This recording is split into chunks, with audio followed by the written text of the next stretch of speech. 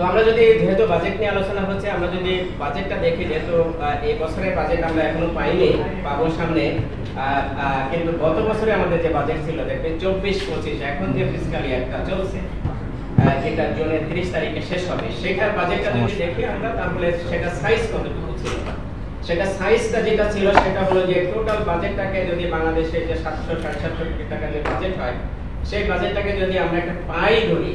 এবং সেই পাইয়ের যে একটা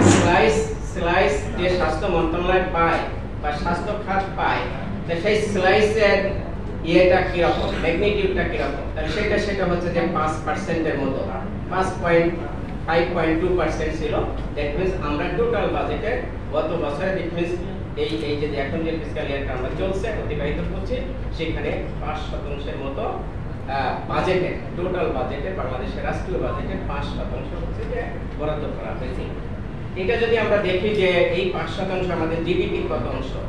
এই 5% হচ্ছে আমাদের টোটাল যে জিডিপি আছে সেটা হচ্ছে যে কত 1% এর কম, দ্যাট মিন্স 0.474%। এর আগের বছর যেটা ছিল সেটা হলো 0.75% ছিল,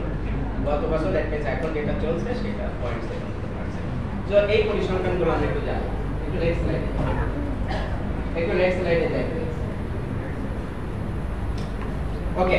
যেহেতু জিডিপির কথা বলা হয়েছে, আমরা যেটা দেখতে পেলাম সেটা হচ্ছে যে তাহলে যদি আমরা একটু কম্পেয়ার করি, যদিও এই ডায়াগ্রামটা বেশি দূর থেকে দেখা যাচ্ছে না, আপনাদের হাতে প্রিন্ট থাকলে হয়তো দেখতে পারবেন। এই ডায়াগ্রামটা যেটা দেখাচ্ছে সেটা হচ্ছে যে আমাদের রিজনে যে দেশগুলো আছে, এই নেপাল, ভুটান, ইন্ডিয়া, পাকিস্তান, থাইল্যান্ড, সেই তুলনায় আমাদের এই